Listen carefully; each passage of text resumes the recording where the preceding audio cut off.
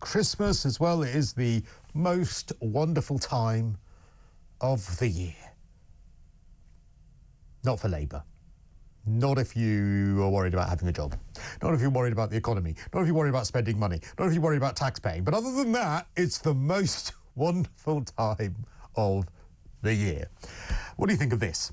The right for 16 and 17-year-olds to vote will be included in the elections bill next year. This is according to the Commons leader.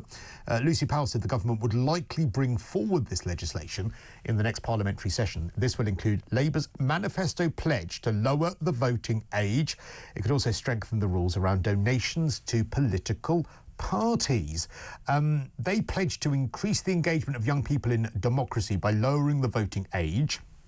They didn't set out a timetable for it, but it was suggested that it could be looked at as early as next year, which is about 8 days away.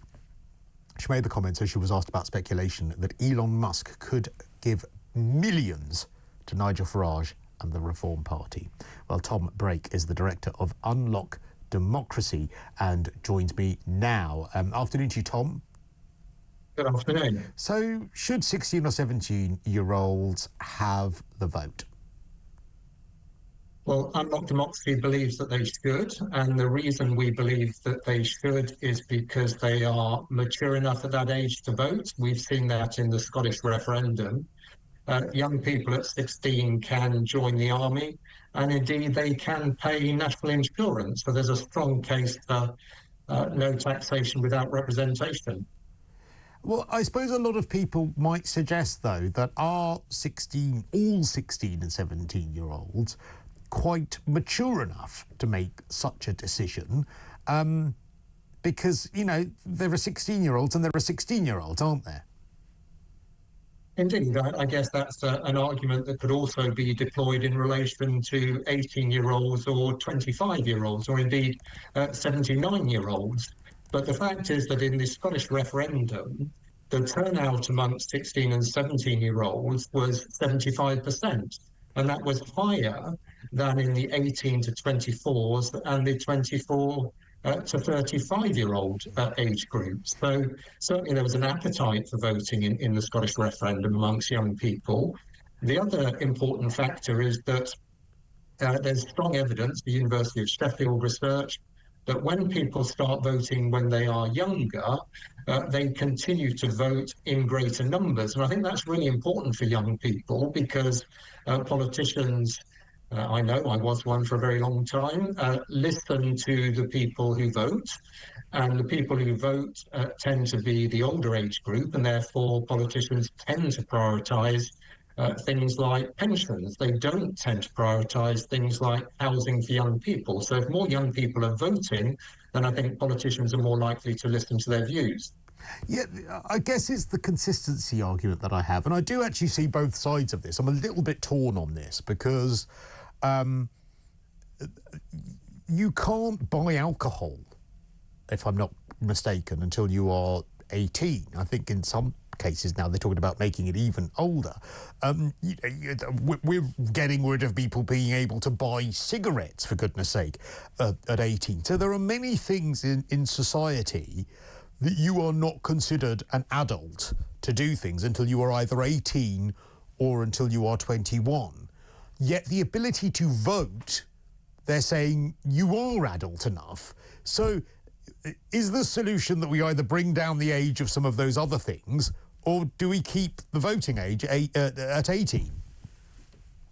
Well, you raise a good point, but is there a necessity that everything coalesces around a particular age group? If 16 is the right age for young people to vote, and Unlock Democracy believes that it is, then that would be the appropriate age. There may well be other things that young people can do where an older age might be appropriate. So I don't think we necessarily need to settle that everything, people have to be able to do everything at 16, or they have to be able to do everything but at do 18. you see the anomaly with it, in as much as you're old enough now to be able to have a drink, right? You're old enough now to be able to drive a car. You know, that's 17, isn't it? But at 16, you're old enough to be able to actually engage with who becomes the government.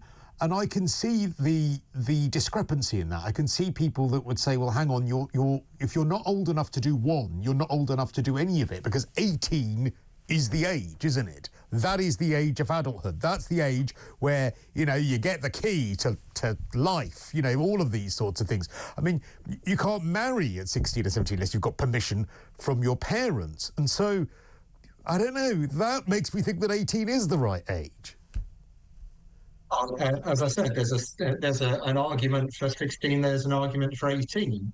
But for instance, you can join the army when you're 16. You can pay tax when you're 16, and that's why we think that this is important. But also for the reasons I set out earlier, of we want young people to be engaged in politics, and the evidence is that if they start voting at 16, they remain engaged, and that means that their views are more likely to be heard by politicians. And the acid test, I guess, is if you give people the vote at 16, do they exercise that vote? And the result from the Scottish referendum makes it very clear that 16 and 17-year-olds exercise that vote to a much greater extent than their older peers. And that is possibly because at that age of 16, they will be doing citizenship, for instance. So they'll be learning about elections, and they then have an opportunity immediately to apply it. So I think that is a benefit. I suppose one other aspect of this is whether there is any political advantage to one party or another of votes at 16.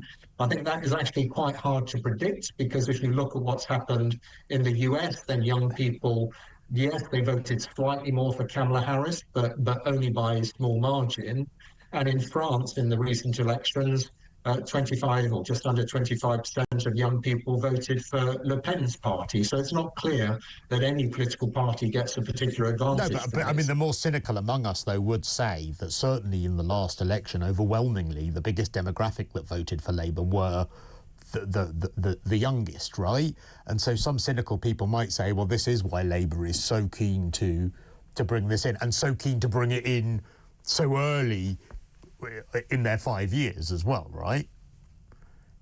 Well, clearly, there may be cynical people who would say that, but I hope that it's being done for the right reasons, and we believe that the right reasons are because young people of that age are able to exercise a vote sensibly and want to make their views heard, to make politicians listen to them more than they're willing to do at present. Just one final thing, and this is something I'm really passionate about, and I really, really wish, and if you do get your votes at 16 that you want, I would love this to be the next thing that you take on, because I think this is one of the most essential things in that we have, and that is that we teach politics as a compulsory GCSE.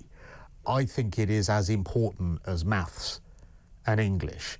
I didn't know politics at all until I did it at sort of, you know, at A level and as part of my degree. I didn't know the difference in the ideological roots of the party, the political history of each party, how each party had sort of changed, the ideological difference in issues. I still know people who are, you know, in their 40s who don't know the difference between left and right. They literally base their entire vote on what one party says and what the other party says. I mean, I suppose there's benefit to that, rather than actually any kind of ideological difference between parties. And I suppose my point would be, surely that actually is the way to ensure that people of all ages remain engaged in politics, is that they've got to be taught political history and ideological history in schools. Well, I agree completely with you. It can be done through citizenship. And of course, citizenship is something that is mandatory in some schools, but it isn't, for instance, in academies or private schools. And I think it should be, because then everyone will be being taught about politics and get a better understanding of how it works. Because I'm afraid that the 60% turnout at the last general election implies, yes, that a lot of people just felt that it wasn't worth voting, but I suspect quite a lot of those people who didn't vote weren't actually sure how to do it and were a bit nervous about going into a polling station. So yeah, education is very definitely key to getting more engagement, whether that's with young people or older people. Will you take that on? Would you take that on if you get votes for 16-year-olds? Will that be the next step? Well, that must be the next step. There's no point in giving young people the vote at 16 if they're not getting comprehensive education about how they should exercise that vote. And that will be education that is completely apolitical. It should be about how the process works and then enabling young people to make their own mind up about which of the parties they want to vote for. All right. Good to talk to you. Thank you. That's Tom Brake, Director at Unlock Democracy.